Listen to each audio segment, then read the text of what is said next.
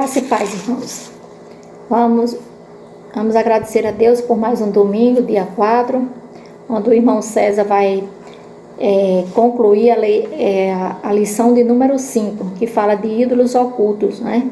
E lá em Êxodo, capítulo 20, versículo do 1 ao 3, os irmãos sabem do que fala.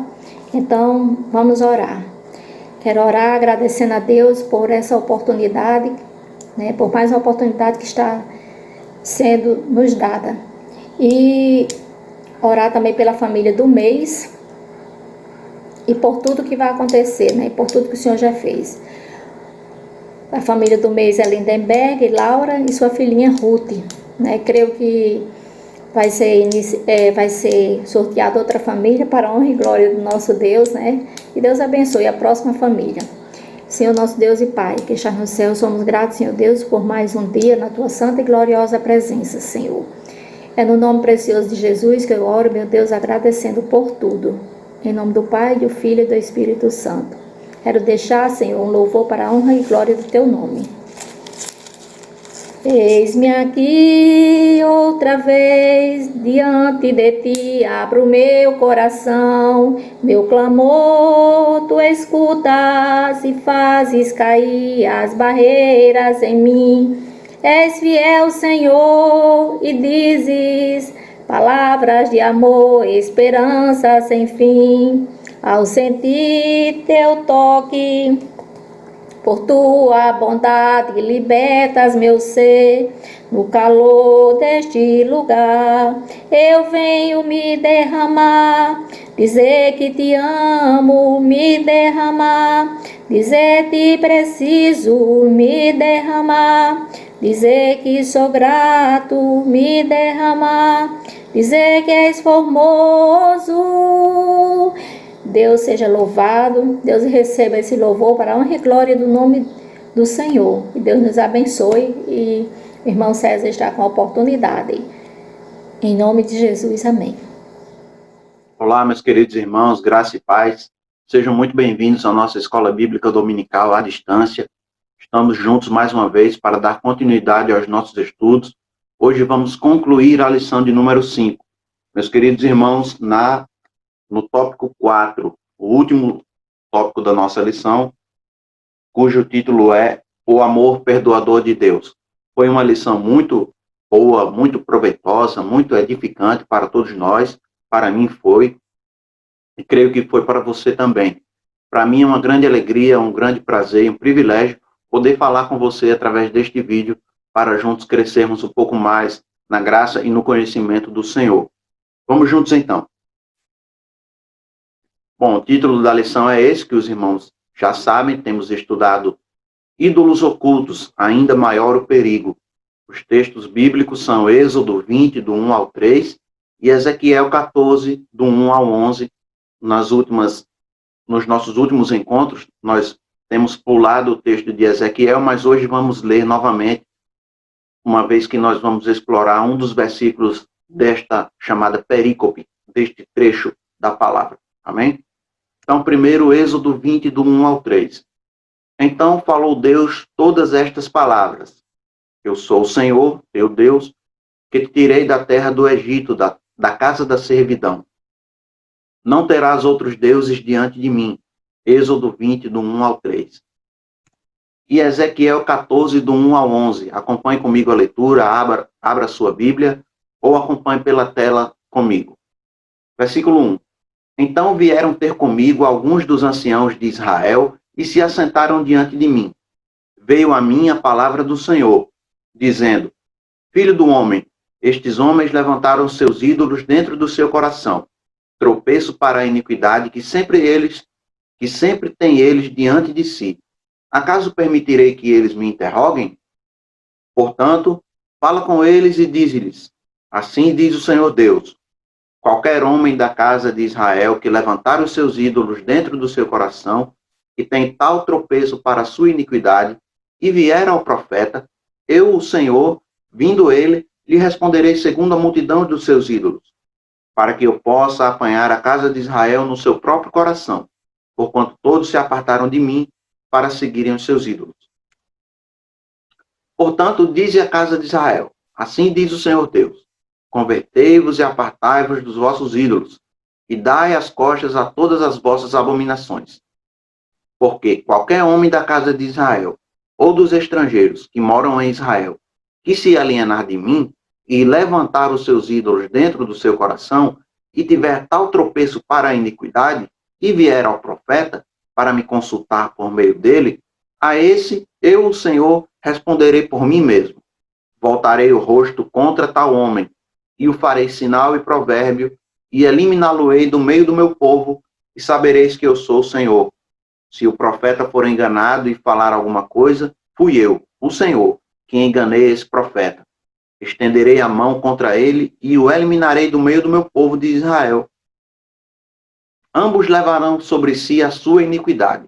A iniquidade daquele que consulta será como a do profeta. Para que a casa de Israel não se desvie mais de mim, nem mais se contamine com todas as suas transgressões. Então, diz o Senhor Deus, eles serão o meu povo e eu serei o seu Deus. Amém. Bom, irmãos, aí está o tópico 4. Vamos falar hoje sobre a misericórdia do Senhor, o amor perdoador de Deus.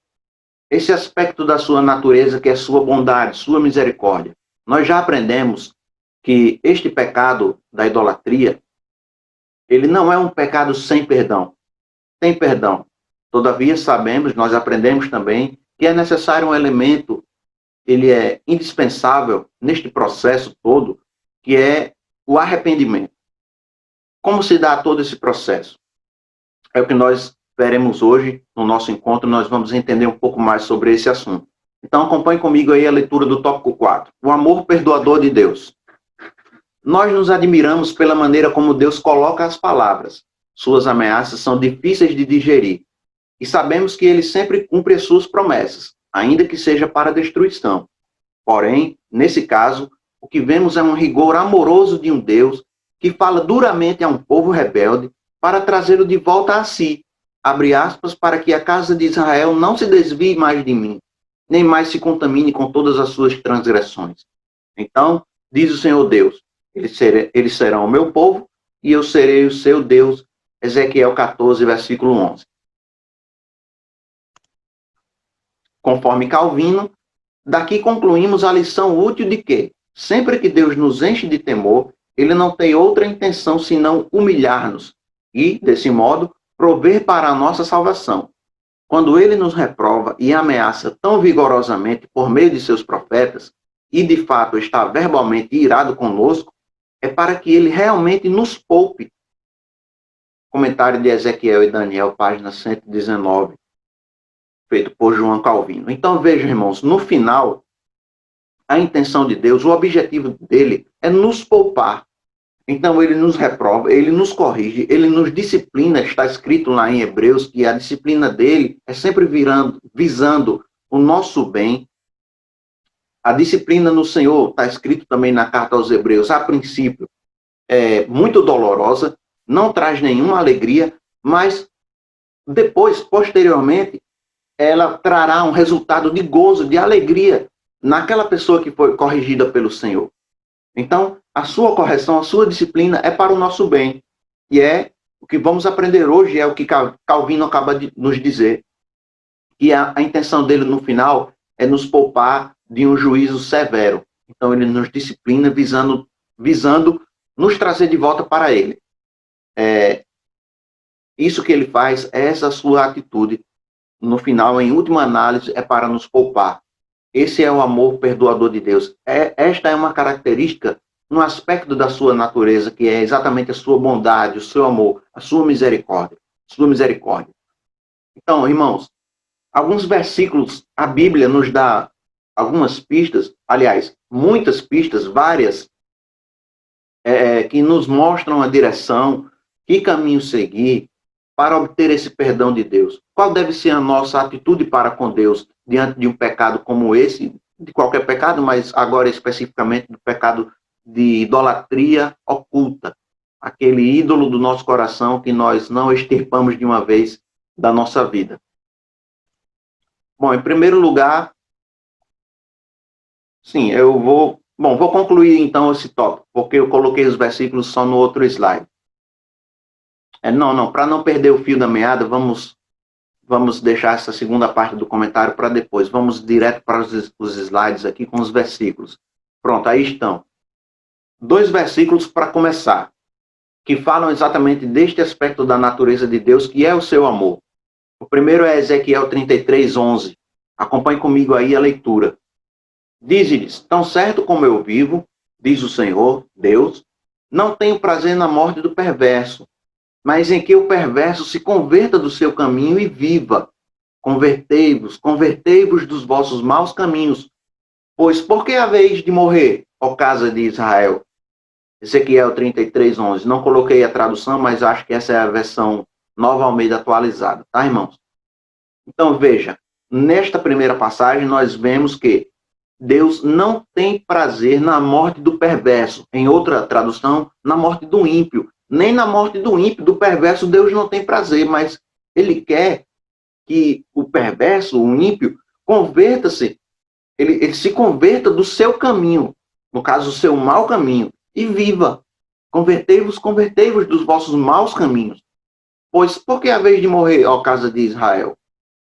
Então a intenção é que o ímpio, ou o povo de Deus em Israel, sempre se converta para não ser destruído. Ele não tem prazer na morte, nem do seu povo, nem do ímpio, muito menos na morte do seu povo.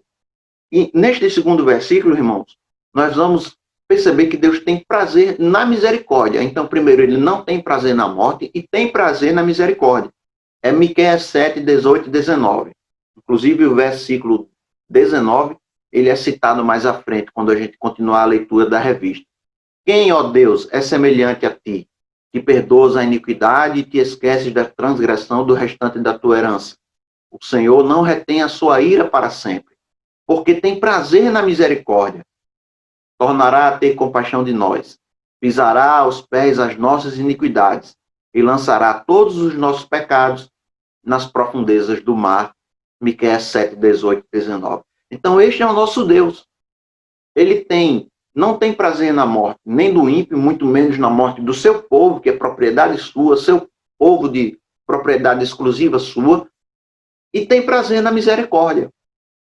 Então, tendo isso em mente, vamos agora entender como se dá esse processo de retorno, a volta, que é sempre dolorosa, o arrependimento, a contrição, a confissão, mas que no futuro, como está escrito lá na carta aos Hebreus, trará um bom resultado, um resultado de gozo, trará um fruto de alegria no coração daquele que foi disciplinado. Então, este primeiro versículo, segundo Crônicas 7, 13 e 14, 2 versículos, eu destaquei aí, você já está vendo na tela, se humilhar, está destacado. Eu quero voltar aqui para mostrar aos irmãos, no texto da revista, que Calvino diz o seguinte: conforme Calvino, daqui concluímos a seguinte lição, a lição útil de que, sempre que Deus nos enche de temor, ele não tem outra intenção senão humilhar-nos. Então, grave aí, humilhar. Ele quer nos humilhar. Desse modo prover para a nossa salvação. Então, vamos voltar lá, para o versículo, os 2 versículos de 2 Crônicas. Segundo o livro das Crônicas, esses 2 versículos são muito citados pela igreja, a igreja toda conhece. E diz assim: se eu fechar o céu, de modo que não haja chuva, ou se ordenar aos gafanhotos que consumam a terra, ou se enviar a peste entre o meu povo, se o meu povo, que se chama pelo meu nome, se humilhar, orar, me buscar e se converter dos seus maus caminhos, eu ouvirei dos céus, perdoarei os seus pecados e sararei a sua terra, segundo Crônicas 7, 13 e 14. Então veja, este povo que se chama pelo meu nome deve se humilhar, orar, me buscar e se converter dos seus maus caminhos. E aí eu destaquei humilhar, porque Calvino falou lá, Deus quer nos humilhar. Ele quer nos fazer entender que somos dependentes dele. Ele quer nos fazer entender que somos pequenos. Ele quer nos fazer entender que somos criaturas limitadas, finitas, muito pequenas diante da grandiosidade do Deus Todo-Poderoso. Ele quer nos fazer entender, reconhecer que precisamos dele para tudo. Então, essa é a intenção. Diante deste reconhecimento, Deus começa a agir. Ele age em nosso favor. Então, humilhar, eu coloquei aqui, de acordo com o dicionário da língua portuguesa, 2 significados para humilhar. Significa, em primeiro lugar, tem essa conotação bem negativa, que é tratar com desdém, colocar uma pessoa em situação vexatória, vergonhosa, caçoar, zombar, diminuir alguém. E o segundo significado tem um aspecto que tem tudo a ver com o que nós estamos estudando aqui, que é demonstrar obediência, respeito, submissão a algo ou alguém. Então, o povo precisa se humilhar, ou seja, precisa demonstrar obediência, precisa demonstrar respeito, precisa reconhecer, demonstrar submissão, reconhecer, confessar que é submisso. Submisso a Deus. Então, se humilhar é isso.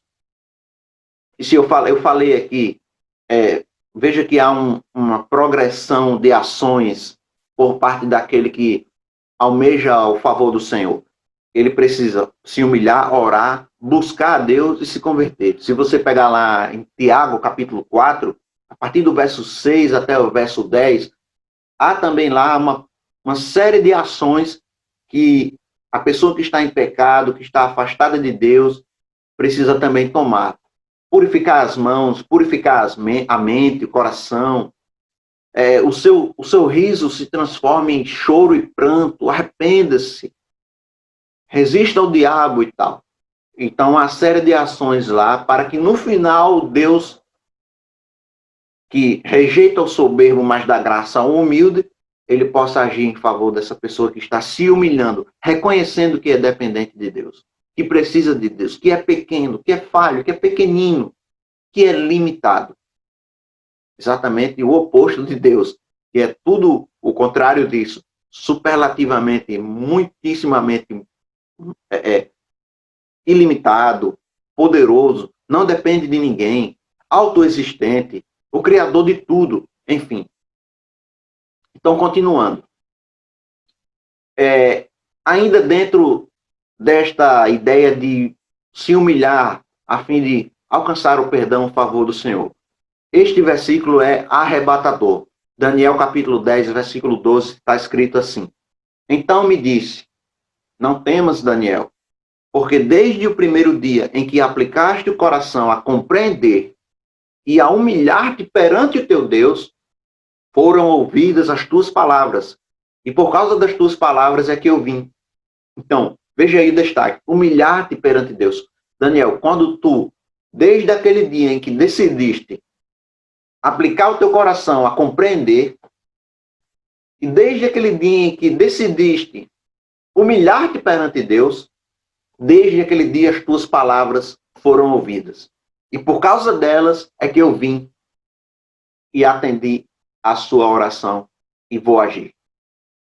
Então veja, a atitude de Daniel de humilhar-se perante Deus. Reconhecer que precisa de Deus. Reconhecer que é dependente. Reconhecer que é fraco, limitado, com muitas limitações, que precisa do Senhor. Então, por causa dessa atitude, é o que está escrito na palavra, é que eu vim, disse Deus.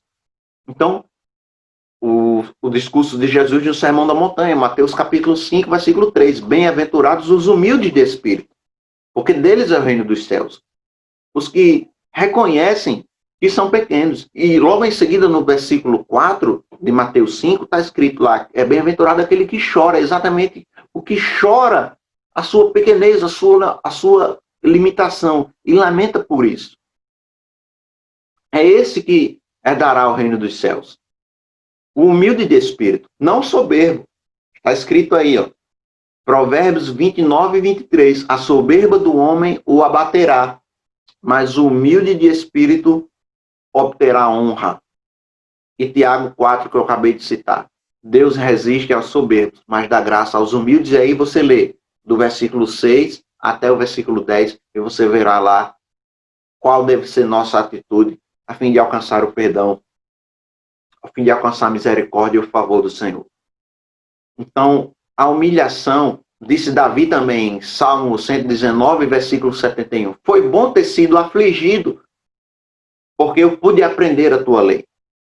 Claro que a aflição não é a mesma coisa de humilhação, mas na aflição há o elemento de humilhação. Na aflição nós somos postos à prova, somos expostos ao sofrimento, a uma provação. Na provação, humildemente reconhecemos que precisamos de Deus. Então, na aflição há humilhação. Então, foi bom ter sido afligido, disse Davi, porque eu pude aprender, então, a tua lei. Eu precisei sofrer, foi bom ter sofrido. Então, me humilhei perante ti e aprendi. Espero não errar mais. Então, é mais ou menos essa reflexão de Davi em Salmo 119, versículo 71. Então, este elemento da humilhação é uma peça-chave. Nós precisamos reconhecer sempre que somos dependentes do Senhor, precisamos do Senhor, somos limitados, temos muitos problemas, contradições, todos nós temos pecados. Aquele que diz que não tem pecado está mentindo, como está escrito lá em 1 João. Então, essa é a ideia, espero que os irmãos tenham captado. Continuando, então. Sim, antes da conclusão tenho que voltar, para ler o final do comentário da revista, né, irmãos? Continuando aqui, ó. Isso nos leva a duas conclusões. Primeiro, se você identificar a idolatria em sua vida e coração, existe uma chamada de Deus para alertá-lo, notificá-lo e chamá-lo para o arrependimento, conforme Isaías 1:16-18 e Miqueias 7:19. Em segundo lugar, caso você identifique esse pecado na vida de alguém, faça como o profeta Ezequiel. Comunique a palavra de Deus de forma misericordiosa, destacando o perdão divino. Assim você fará uso da palavra para a sua própria recuperação e para a salvação do seu irmão ou irmã, né? E estava falando poucos dias atrás, né? Acho que no grupo com os irmãos lá, coloquei um comentário lá, a irmã Rose, nossa irmã Rose respondeu, e foi muito legal. E eu falei do Ministério da Reconciliação. Isso é 2 aos Coríntios, se não me falha a memória. Deus nos deu esse Ministério da Reconciliação. Ele nos reconciliou com Ele e nos deu o Ministério da Reconciliação. Claro que esse Ministério da Reconciliação diz respeito ao povo que está distante de Deus. Nós temos esse ministério de trazê-los de volta, evangelizar a palavra da verdade, a palavra de vida, para que eles possam crer na palavra e voltarem-se para Deus e terem comunhão com Deus. Mas, seguindo esse mesmo princípio, a mesma ideia de reconciliação, ela pode ser aplicada para um irmão de fé que possa estar enfrentando essa situação, passando por essa situação de um pecado. Nós devemos sempre chegar com essa atitude. Nossa abordagem deve ser uma palavra de consolo, de conforto, de esperança. Como bem colocou o comentarista da revista, nós temos que destacar o perdão divino. Destacar o perdão divino, dizer que Deus está esperando uma atitude da sua parte, de reconhecimento que você errou. Ele está de braços abertos e vai te perdoar, porque Ele é misericordioso. E nós vimos a natureza de Deus é amor. Ele não só tem amor, mas Ele é amor. Ele não tem prazer na morte do ímpio, muito menos na morte do seu povo. E Ele tem prazer na misericórdia. Então, essa é a ideia. Então, você fará uso da palavra para a sua própria recuperação e para a salvação do seu irmão ou irmã. Fica aí a dica, então, a ideia. Nossa atitude deve ser sempre essa, de reconciliar, de aproximar, de chegar junto, né? E, a propósito, irmãos, me veio à mente agora o caso de Jonas, o profeta Jonas, né? Deus dá uma missão para Jonas: olha, vá a Nínive, clame contra ela, porque toda aquela malícia daquele povo veio até mim e alcançou o seu limite e eu não suporto mais, e se eles não pararem, eu vou destruir toda aquela cidade. E Jonas foge, né? Depois ele não entende, é preciso Deus falar com ele e explicar por meio de uma figura de uma ilustração, né? Ele lá embaixo da árvore, e ele fica triste porque a árvore morre, a árvore que estava dando sombra, aí Deus diz, olha, Jonas, você ficou triste por causa dessa árvore, e eu não teria misericórdia de um povo que se arrependeu? Bem, eu sabia, Senhor, tu és misericordioso, compassivo, longânimo, exatamente, exatamente. Deus é longânimo, compassivo, misericordioso. Esse deve ser o destaque da nossa fala, da nossa abordagem. Esta deve ser a ênfase quando nós chegarmos para um irmão ou irmã que está passando por um problema de pecado, um erro, uma falha, um tropeço na caminhada. Amém? Continuando então, irmãos, vamos lá para o final. Vamos ler aqui a conclusão. A idolatria invisível e oculta, usei essa palavra, né? Idolatria escondida, oculta. Por estar oculta, nós não temos facilidade em percebê-la, consequentemente, temos dificuldade em derrotá-la. É tão pecaminosa e ofensiva a Deus quanto a adoração a imagens. Deus abomina alguém que tente dividir a sua glória com outros deuses. Identificar um ídolo é, portanto, urgente na vida de todo cristão, para criar uma estratégia de batalha e se livrar dessa falsidade, e, assim, salvar a sua alma e auxiliar outros que se encontram perdidos.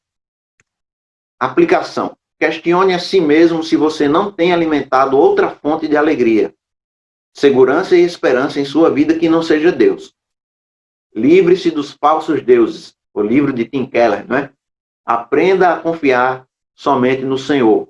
Espero que os irmãos tenham gostado, tenham sido edificados por esta reflexão. Foi uma lição tremenda. Nos encontraremos em breve na lição 6, procurando cada vez mais uma lição, enquanto estivermos aqui online, objetiva, bem direta ao ponto. Orem pelo professor César, irmão César, seu conservo em Cristo, e tudo dará certo. Estamos muito felizes com o retorno gradual à casa do Senhor, aos cultos presenciais.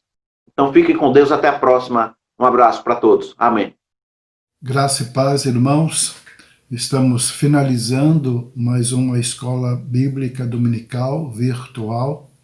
A palavra do Senhor foi ministrada. Queremos, antes da oração final e bênção, ler mais uma porção da palavra do Senhor que se encontra no Salmo 19, a partir do verso 7 ao verso 10. Assim nos diz a palavra do Senhor: a lei do Senhor é perfeita e restaura a alma, o testemunho do Senhor é fiel e dá sabedoria aos simples. Os preceitos do Senhor são retos e alegram o coração.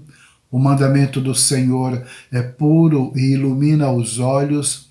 O temor do Senhor é límpido e permanece para sempre. Os juízos do Senhor são verdadeiros e todos igualmente justos. São mais desejáveis do que ouro, mais do que muito ouro depurado, e são mais doces do que o mel e o destilar dos favos. Que esta palavra encontre também lugar no seu coração, faça diferença na sua vida diária e durante toda a semana que se inicia. Que o Senhor o abençoe, que o Senhor o guarde, o sustente dia a dia. Nós vamos orar ao nosso Deus nesse instante. Pai amado, graças te damos pela tua palavra proclamada, anunciada, testemunhada nesta hora. Que este estudo dominical faça diferença no nosso viver diário e que a tua palavra frutifique, Senhor, em cada um de nós, levando-nos, conduzindo-nos a um pleno testemunho do Senhor, dos teus feitos no nosso viver diário e na vida da tua igreja. Abençoa-nos, ó Pai, cuida e cura os nossos irmãos enfermos, aqueles que estão desanimados, que o Senhor esteja despertando-os para um viver diário na tua presença, de comunhão com o Senhor e de comunhão com os irmãos na vida da igreja. Guarda-nos, ó Pai, livra-nos de pecar contra ti.